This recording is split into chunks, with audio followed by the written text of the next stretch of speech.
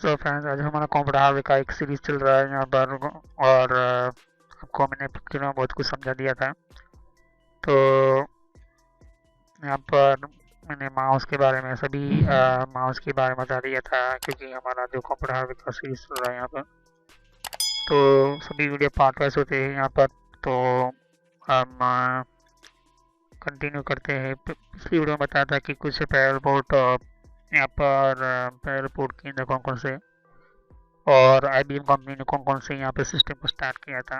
Okay, तो ये बहुत ही इम्पोर्टेंट है।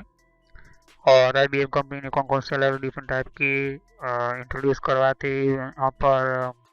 पहले पोर्ट के बारे में PS2 सीरीज मैंने कहा था, PS2 पोर्ट वगैरह। तो यहाँ पर हम आज जो पढ़ने वाला है यहाँ पर ये इम्पोर्टेंट है, BI-ट्रॉनिक्स। सो BI-ट्रॉनिक्स एक तरह की कंपनी होती है, ये कंपनी है एक अभी। तो ये प्रिंटर के ऊपर बहुत ही उसने अच्छा काम किया था। और आज के टाइम के अंदर हम जो प्रिंटर यूज़ करते हैं, या फिर USB, या हम वाईफाई, या फिर J45 इथरनेट कनेक्टर की यूज़ करते हैं।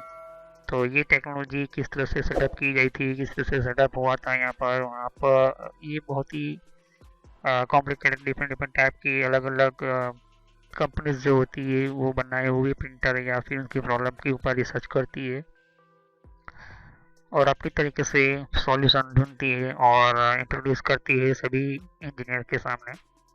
तब जाकर अलग अलग कंपनीज अपना अपना एक बेनिफिट और इम्पोर्टेंस टेक्नोलॉजी का जो पार्ट होता है वो आपके सामने इंट्रोड्यूस करते हैं। तो चलिए वीडियो को स्टार्ट करते हैं।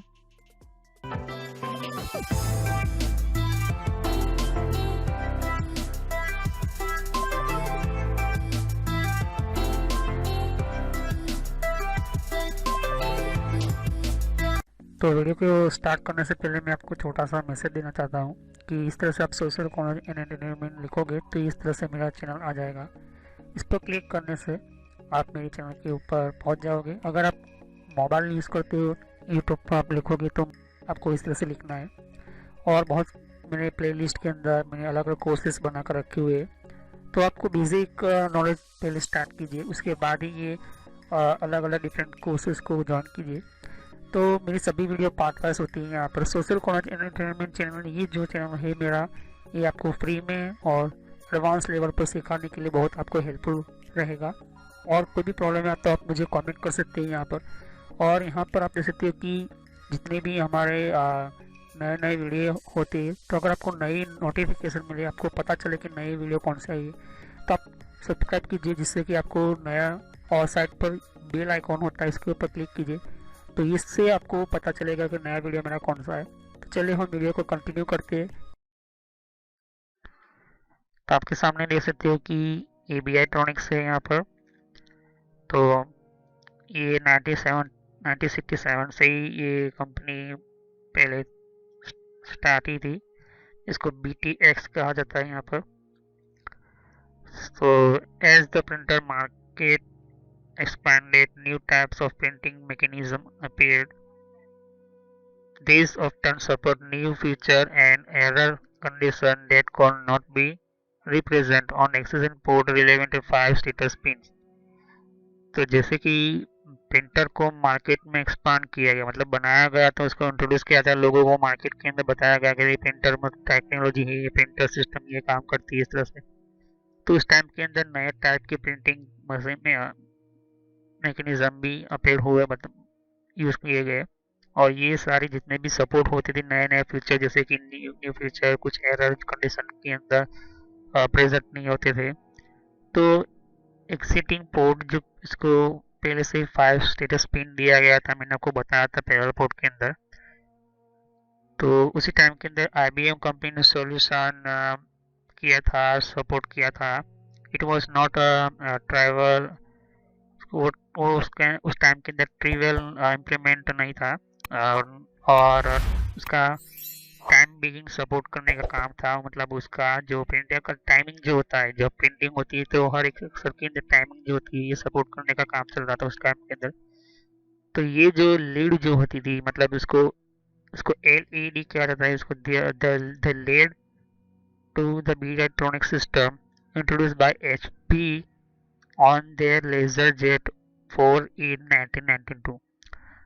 तो जो हम आज लेजर जेट प्रिंटर देख रहे हैं वो 1992 के अंदर बनाया गया HP on their LaserJet 4 in 1992। और इस तरह के जो पुराने टाइप के जो प्रिंटर जो थे यहाँ पर उसके अंदर प्रॉब्लम जो थी, तो आप देख सकते हो कि सामने उसको रिप्लेस करके इस तरह का प्रिंटर बनाया गया है। यहाँ पर आप देख सकते हो यहाँ पर एक इसे लेजर जेट मतलब इसका लेजर की बीम के ऊपर वो काम करता था यहाँ पर। तो ये जो काम किया गया था उसके अंदर बहुत सारे फीचर एंटर किए गए BItronic सिस्टम के थ्रू। तो this use for exiting status pin, तो स्टेटस की पिन एरर, ओके एरर मतलब कोई पेज फंस चुका है तो इसका मैसेज मिलता था प्रिंटर के ऊपर, या कोई प्रिंट नहीं हुआ है इसका मैसेज मिलता था, कोई प्रिंटर में प्रॉब्लम है उसका भी मैसेज मिलता था। तो ये एरर कहते थे उसको।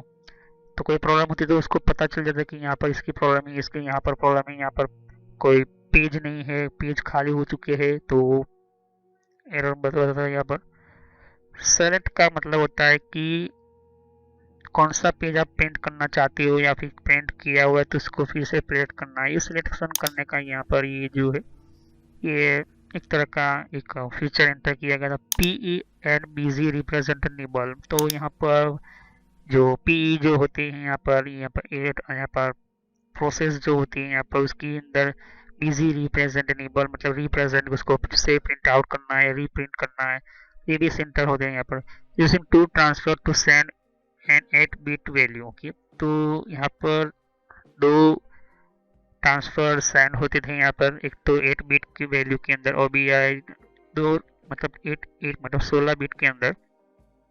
सो BItronics कंपनी ने ये मोड बहुत ही अच्छी तरह से बनाया था और नॉट नो ऐसे निम्बल मोड, ओके। सो उसको निबल अभी भी आप जानते हैं, निबल मोड की तरह जानते हैं यहाँ पर। was indicate by the host pulling the select line height, okay. तो जो हम सिलेक्शन करते हैं कितनी लाइन के अंदर बिटवीन एक लाइन के नीचे दूसरी लाइन कितनी गैप के अंदर आएगी, कितने हाइट के अंदर कितनी हाइट के अंदर आएगी, उसके साथ data was transfer when the host toggle the auto feed low. तो कुछ इसे ट्रांसफर जब हम करते थे यहाँ पर कोई ऑटो फीड लो कोई स्पेस को या फिर डबल एंटर हम देते थे यहाँ पर, तो इसकी भी यहाँ पर एक वैल्यू होती थी, इसको गिना जाता था यहाँ पर। और अभी भी इसको और एडवांस बनाया गया है यहाँ पर। Other changes handshaking protocol improve performance, okay. So जिसको प्रोटोकॉल की मैंने आपको बताया था नेटवर्क के वीडियो के अंदर भी, और मैंने पहले भी हार्डवेयर के अंदर प्रोटोकॉल बनाया। प्रोटोकॉल में से एक तरह का रोल होता है, मतलब रूल क्रिएट किया, जो चीज़ आपको इस तरह से प्रिंट करनी है उसी तरह से प्रिंट होगी यहाँ पर, इस तरह से उसका कम्युनिकेशन होगा, इस तरह से उसका मैसेज आएगा वगैरह। तो एक तरह का प्रोग्राम होता है यहाँ पर, वो दोनों तरफ का काम करता है यहाँ पर। तो हैंड शेकिंग प्रोटोकॉल क्या मतलब होता है कि जब मैं प्रिंटर डायरेक्ट किसी मेरा कंप्यूटर के अंदर एक पिन है, ओके, पैरेलल पोर्ट कनेक्ट करता हूँ, दूसरा पैरेलल पोर्ट मतलब उसका केबल उसकी प्रिंटर के अंदर एंटर करता हूँ, डायरेक्टली प्रिंटर नहीं कनेक्ट हो जाएगा। इसके साथ कम्युनिकेशन करने वाले प्रोटोकॉल प्रोग्राम दोनों तरफ होंगे, ओके। तो दोनों हैंड शेकिंग करेगा, कनेक्टिविटी होगी, तब जाकर हमारा प्रिंटर कनेक्ट होगा और ऑनलाइन बताएगा हमारे कंप्यूटर के अंदर, वरना नहीं बता पाएगा, नहीं कनेक्ट होगा या नहीं काम करेगा हमारा कंप्यूटर, और प्लस नहीं हमारा सिस्टम सेटअप होगा। तो reaching 4 lakh CPS to the printer, 4 lakh CPS, okay, and about 15,000 CPS back to the host, okay।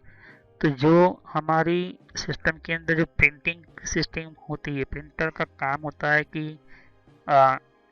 एक सेकंड के अंदर कितने कैरेक्टर ट्रांसफर होंगे, कितने कैरेक्टर। अगर मैं लिखता हूँ यहाँ पर ये लाइन लिखी है, ठीक है, ये पैराग्राफ लिखा है, तो हर एक कैरेक्टर ASTHE, ओके, लेकिन उसके बीच में भी स्पेस है तो वो भी कैरेक्टर ही हुआ।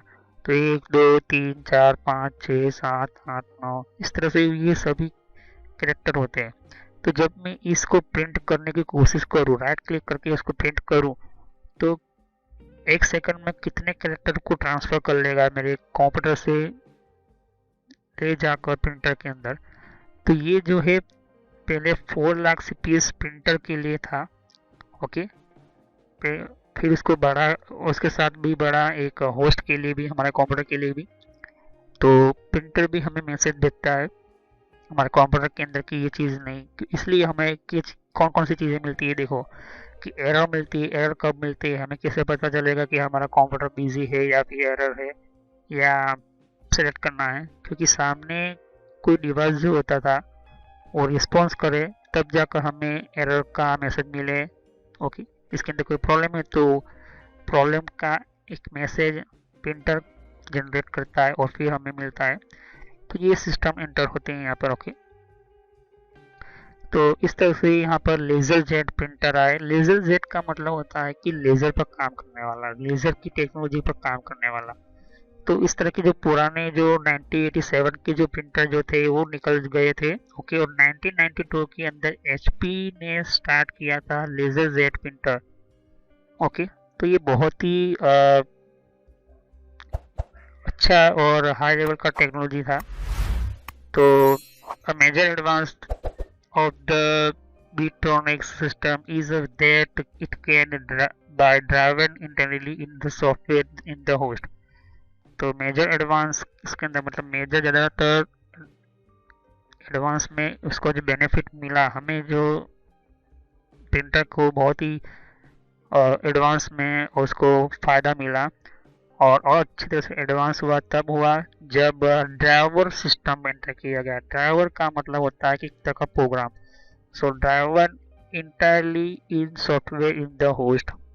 तो सॉफ्टवेयर जो था ड्राइवर का वो कंप्यूटर में इंस्टॉल किया जाता था और उस मॉडल का ही प्रिंटर ओनली। ओके, तो हर कंपनी जो थी इस सॉफ्टवेयर के ऊपर ध्यान रखती थी और सॉफ्टवेयर को उसका नाम दिया गया ड्राइवर। ओके, उस प्रोग्राम को नाम दिया गया ड्राइवर। मतलब नाम से ही काम पता चलेगा कि आपका ये कंप्यूटर के अंदर सॉफ्टवेयर इंस्टॉल किया है तो वो कंट्रोल करेगा आपको आपके प्रिंटर का।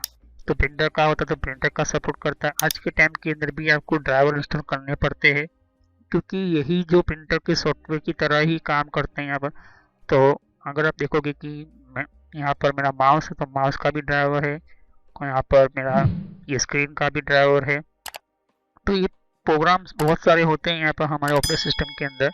ग्राफिक्स ड्राइवर होते हैं, साउंड ड्राइवर होते हैं, हमारे चिपसेट फैमिली जो हमारा मतलब हमारा चिपसेट होता है हमारा कंप्यूटर का मदरबोर्ड के ऊपर बहुत सारी चिप्स होती है उसकी भी ड्राइवर्स होती है यहाँ पर। तो ये प्रोग्राम जो होते हैं सॉफ्टवेयर पहले से ही अंदर हमारे कंप्यूटर के अंदर इंस्टॉल होते हैं। लेकिन हम कोई नया प्रिंटर लाते हैं या फिर आज के टाइम के अंदर बहुत सारे अलग मॉडल के प्रिंटर आपको मिलेंगे और हर प्रिंटर अलग अलग तरह का मिलेगा। आपको प्रिंटर 5000 का भी मिल सकता है या 4 लाख का, 5 लाख का भी मिलता है। आपके ऊपर डिपेंड है कि किस तरह से आपको कौन सा प्रिंटर कौन सा काम के लिए यूज़ होता है यहाँ पर।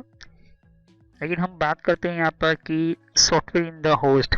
तो जब इसका प्रिंटर के अंदर अच्छा एडवांटेज मिला तो ये सॉफ्टवेयर जब सेटअप हुआ तब and the users otherwise unmodified hardware. तो अगर आप इसको यूज़ नहीं करोगे तो अनमॉडिफाइड हार्डवेयर मतलब इसका कोई मतलब नहीं होगा आज के टाइम के अंदर भी कि अगर आप कोई नया प्रिंटर लाते हो या फिर पुराना वाला प्रिंटर हटा देते हो तो उस नए प्रिंटर को यूज़ करने के लिए आपको सॉफ्टवेयर लाना पड़ता। तो उस मॉडल का आपको कम्प्लीटली जो प्रिंटर है उसी मॉडल का आपको ड्राइवर कंप्यूटर के अंदर इंस्टॉल करना ही पड़ेगा, वरना आपका कंप्यूटर का जो हार्डवेयर होता है मदरबोर्ड जो होता है वो अनमॉडिफाइड हार्डवेयर समझ लेता है, कम्युनिकेशन नहीं कर पाएगा, नहीं ऑनलाइन हो पाएगा आपका प्रिंटर आपके कंप्यूटर के अंदर। So all the pins are used for data transfer back to the host where already printer to host line। तो ऐसे में क्या होता है कि डेटा जो आपने ट्रांसफ़र किया है तो वो फिर से डेटा आपका होस्ट लाइन से फिर से वापस वो जो होता है बैक आ जाएगा, मतलब वो कम्युनिकेशन ना होने के कारण। इस तरह का यहाँ पर बियाट्रॉनिक्स ने सिस्टम सेटअप किया था, उसके सॉफ्टवेयर क्रिएट किए हुए थे। बहुत ही एडवांस लेवल का था। तो एडवांस लेवल का था, इसलिए इसी का सिस्टम यूज़ करके यहाँ पर उसको ईपीपी और ईसीपी सिस्टम क्या होता है यहाँ पर ये मैं आपको नेक्स्ट वीडियो में समझाऊंगा। तो पैरेलल पोर्ट का ये बहुत ही अच्छा और हाई लेवल का ये सिस्टम था। और पैरेलल पोर्ट के अंदर डिफरेंट डिफरेंट वॉइस की जो कम्युनिकेशन जो पिन्स वगैरह जो होती थी यहाँ पर पैरेलल पोर्ट के थ्रू यहाँ पर डेटा का यूजफुल और हाई लेवल का टाइम का ट्रांसफरिंग और प्रिंट आउट निकालने के लिए सिस्टम यूज होती थी। तो मैं आपको नेक्स्ट में समझाऊंगा कि ईपीपी और ईसीपी क्या है और किस तरह से यहाँ पर यूज होता है यहाँ पर। तो नेक्स्ट वीडियो में I will continue for this subject on EPP and ECP. So हम नेक्स्ट सब्जेक्ट के अंदर हम कंटिन्यू करेंगे इसी टॉपिक के ऊपर। तो क्लिक करें मेरे सब्सक्राइब करें मेरे चैनल को और बेल आइकन पर क्लिक करना ना भूलें, वरना आप मेरी नई वीडियो की नोटिफिकेशन मिस कर दोगे, आपको पता नहीं चलेगा। और फिर से मैं कहता हूँ कि सभी वीडियो में ये पार्ट वाइज होती है। ये कंप्यूटर हार्डवेयर की सीरीज चल रही है, कंप्यूटर हार्डवेयर का कोर्स चल रहा है A+। तो आप अच्छी तरह से नॉलेज ले, इसलिए मैं हर चीज़ डीपली समझाता हूँ इसीलिए। Okay, so thanks for watching my video. Have a nice day. Next time I will continue on this topic. Okay, so thank you, have a nice day. तो फ्रेंड्स, वीडियो पूरा होने के बाद भी मैं एक छोटा सा मैसेज देना चाहता हूँ। यहाँ पर देख सकते हो कि बहुत आपको नए नए वीडियो आते हैं, तो यहाँ पर सब्सक्राइब पर क्लिक कीजिए और सब्सक्राइब पर क्लिक करने से और बेल आइकन पर भी क्लिक करना होगा आपको। इससे क्या होता है कि आपको नोटिफिकेशन मिलती है, मतलब एक नया मैसेज मिलता है कि कौन सा नया वीडियो अपलोड होता है। हर वीडियो की अलग अलग मेरे रीज़न होते हैं। ओके, और हर वीडियो मेरा पार्ट वाइज होता है, तो सभी वीडियो पार्ट वाइज होने के कारण आप यहाँ पार्ट वाइज पढ़ोगे तो अच्छी तरह समझ में आएगा। प्लेलिस्ट पर क्लिक करोगे यहाँ पर, तो ध्यान से देखिए कि बहुत सारे यहाँ पर मेरी प्लेलिस्ट क्रिएट करके रखी हुई है। तो किस तरह से आपको आप नए कंप्यूटर में हैं तो आप बेसिक स्टार्टिंग यूज़र ये जो है प्लेलिस्ट वहाँ से शुरुआत कीजिए, जिससे कि आपको और अच्छी तरह से समझ में आए। अगर आप नए नए कंप्यूटर में यूज़र हो तो नए कंप्यूटर के यूज़र के अंदर आपको ये पहले ये वीडियो देखिए। उसके बाद यहाँ पर आप देख सकते हो कि आप विंडो 7 यूज़ करो या विंडो 8 यूज़ करो या विंडो 8.1 यूज़ करो या विंडो 10 यूज़ करो। ये बेसिक स्टार्टिंग जो यूज़र्स होते हैं बेसिक के लिए होते हैं। उसके बाद आपको माइक्रोसॉफ्ट का ये जो वीडियो होता है ये बेसिक स्टार्टिंग यूज़र्स के लिए। यहाँ पर MS ऑफिस का भी मैंने प्लेलिस्ट बनाकर रखा हुआ है। तो माइक्रोसॉफ्ट जो बेसिक कंप्यूटर लोगों को पढ़ाने वाला होता है, यहाँ पर लोग कंप्यूटर का बहुत ही यूज़ होने वाला होता है, इसके लिए होता है। अब उसके बाद पढ़ने के बाद सॉफ्टवेयर पढ़िए। सॉफ्टवेयर की प्लेलिस्ट अलग अलग मैंने बना कर रखी है। साथ ही मैंने कंप्यूटर हार्डवेयर का भी मैंने वीडियो बना कर रखा हुआ है, कंप्यूटर हार्डवेयर का भी मैंने बना कर रखा है यहाँ पर अलग से प्लेलिस्ट। तो यहाँ पर देख सकते हो कि सॉफ्टवेयर जो है यहाँ पर सॉफ्टवेयर का भी मैंने अलग से मैंने प्लेलिस्ट बना कर रखा हुआ है। तो पहले आप बेसिक से शुरुआत कीजिए। तो बेसिक में माइक्रोसॉफ्ट का किस तरह से कितने टाइप की सॉफ्टवेयर होती है उसकी भी मैंने यहाँ पर वीडियो बनाकर रखी हुई है, वो प्लेलिस्ट बनाकर रखी हुई है यहाँ पर। ओके, और यहाँ पर फिर वेबसाइट को किस तरह से यूज़ करना, जैसे कि वेबसाइट कौन कौन सी होती है, ईमेल की कितने टाइप की सेटिंग्स होती है, ईमेल कौन कौन सी होती है, फेसबुक क्या होता है।